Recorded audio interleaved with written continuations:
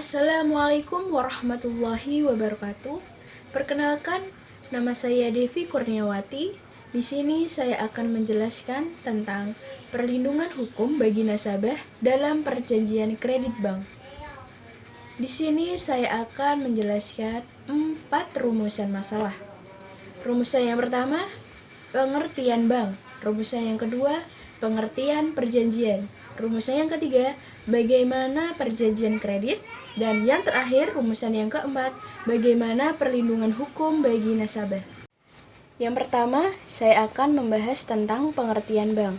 Jadi, secara umum, bank itu adalah suatu badan usaha yang menghimpun dana dari masyarakat dan menyalurkannya kepada masyarakat dalam bentuk kredit, dana, atau bentuk-bentuk lainnya dalam rangka meningkatkan taraf hidup rakyat banyak. Jadi hal ini diatur dalam Undang-Undang Nomor 7 Tahun 1992 dan Undang-Undang Nomor 10 Tahun 1998 tentang perbankan. Rumusan yang kedua yaitu pengertian perjanjian. Jadi, perjanjian pada umumnya itu suatu peristiwa di mana dua orang atau dua pihak itu saling berjanji untuk melakukan suatu hal atau suatu persetujuan yang dibuat oleh dua pihak atau lebih. Nah, masing-masing itu bersepakat akan menaati apa yang telah dipersetujukan gitu. Nah, agar terjadi persetujuan yang sah itu perlu dipenuhi 4 syarat. Syarat yang pertama, kesepakatan mereka yang mengikatkan dirinya. Jadi maksudnya di sini itu para pihak yang terlibat itu dalam perjanjian harus sepakat atau setuju mengenai hal-hal pokok atau perjanjian dari perjanjian tersebut. Yang kedua, ada kecakapan untuk membuat suatu perikatan. Jadi dalam pasal 1330 KUH Perdata menentukan bahwa setiap orang itu adalah cakap untuk membuat perikatan, kecuali undang-undang menentukan bahwa ia itu tidak cakap. Nah, untuk yang ketiga, ada suatu hal tertentu. Nah, dalam pasal 1332 KUH Perdata sebagai berikut, hanya barang-barang yang dapat diperdagangkan saja dapat menjadi pokok suatu perjanjian gitu. Dan juga dalam pasal 1333 KUH Perdata juga disebutkan suatu perjanjian itu harus mempunyai sebagai pokok suatu barang yang paling sedikit ditentukan jenisnya. Nah, tidaklah menjadi halangan bahwa jumlah barang itu tidak tentu, asalkan jumlah itu kemudian itu dapat ditentukan atau dapat dihitung gitu. Terus yang keempat, ada suatu sebab yang diperkenankan. Maksudnya di sini itu isi perjanjian itu tidak dilarang oleh undang-undang atau tidak bertentangan dengan kesusilaan atau ketertiban umum dalam pasal 1337 KUH Perdata. Rumusan masalah yang ketiga yaitu perjanjian kredit. Jadi, perjanjian kredit menurut Kitab Undang-Undang Hukum Perdata itu termasuk dalam perjanjian pinjam-meminjam. Nah, sebagaimana diatur dalam pasal 1754 sampai pasal 1769 KUH Perdata.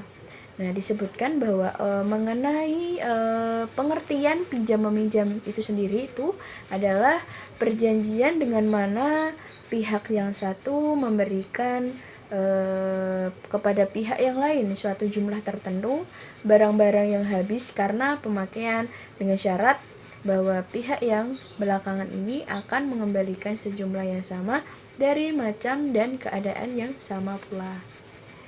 Jadi perjanjian kredit itu mempunyai beberapa fungsi. Fungsi yang pertama, perjanjian kredit itu sebagai alat bukti sebagai kreditur, maksudnya bagi kreditur dan debitur yang membuktikan adanya hak dan kewajiban timbal balik antara bank sebagai kreditor dan debitur gitu. Terus yang kedua, perjanjian kredit itu dapat digunakan sebagai alat atau sarana pemantauan dan atau pengawasan kredit. Yang ketiga ada perjanjian kredit, itu merupakan perjanjian pokok yang menjadi dasar dari perjanjian ikutannya. Maksudnya perjanjian ikatannya. Nah, perjanjian yang pengikatan jaminan itu. Jadi pemberian kredit pada umumnya itu dijamin dengan benda-benda bergerak atau benda yang tidak bergerak milik debitur atau pihak ketiga yang harus dilakukan pengikatan jaminannya. Terus yang keempat, ada perjanjian kredit itu hanya sebagai alat bukti biasa ya, yang membuktikan adanya hutang debitur. Nah, artinya di sini perjanjian kredit itu tidak mempunyai kekuatan eksekutorial atau tidak memberikan kekuasaan langsung kepada bank atau kreditur untuk mengeksekusi barang jaminan apabila debitur itu tidak mampu melunasi hutangnya atau uang prestasi. Kita memasuki rumusan masalah yang keempat, yaitu perlindungan hukum bagi nasabah. Jadi kehadiran hukum dalam masyarakat itu diantaranya untuk mengintegrasikan dan mengkoordinasikan kepentingan-kepentingan yang dapat bertentangan satu sama lain. Nah, jadi hukum itu harus mengintegrasikan, harus mampu mengintegrasikannya, sehingga itu benturan-benturan kepentingan itu dapat ditekan sekecil-kecilnya. Jadi hukum itu harus mampu bergerak, berubah, mengikuti dinamika kehidupan manusia. Nah, jadi Marula Pardede itu mengemukakan bahwa dalam sistem perbankan Indonesia itu mengenai perlindungan terhadap nasabah ya, itu dapat dilakukan melalui dua cara. Cara yang pertama yaitu perlindungan secara implisit, yaitu perlindungan yang dihasilkan oleh pengawasan dan pembinaan bank yang efektif, yang dapat menghindarkan terjadinya kebangkrutan pada bank itu sendiri. Terus yang kedua ada perlindungan secara eksplisit, yaitu perlindungan melalui pembentukan suatu lembaga yang menjamin simpanan masyarakat. Sehingga apabila bank itu mengalami kegagalan, lembaga tersebut itu yang akan mengganti dana masyarakat yang telah disimpan pada bank yang gagal tersebut gitu. Jadi memang pada hakikatnya dalam perlindungan hukum terhadap nasabah, untuk nasabah itu untuk melindungi kepentingan nasabahnya menyimpan dan simpanannya yang disimpan di suatu bank tertentu gitu.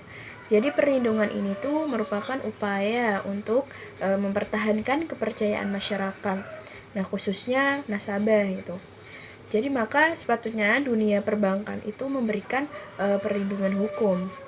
Namun apabila diperhatikan undang-undang perbankan itu, perlindungan hukum terhadap nasabah itu hanyalah dilakukan secara implisit. Kan tetapi demi kelangsungan bank sebagai suatu lembaga pada khususnya dan sistem perbankan pada umumnya itu haruslah menjadi satu kesatuan yang utuh. Nah, alhamdulillah saya sudah menjelaskan keempat subbab tersebut ya, dari pengertian bank, pengertian perjanjian, terus perlindungan kredit, perjanjian kredit, dan juga perlindungan hukum bagi nasabah ya.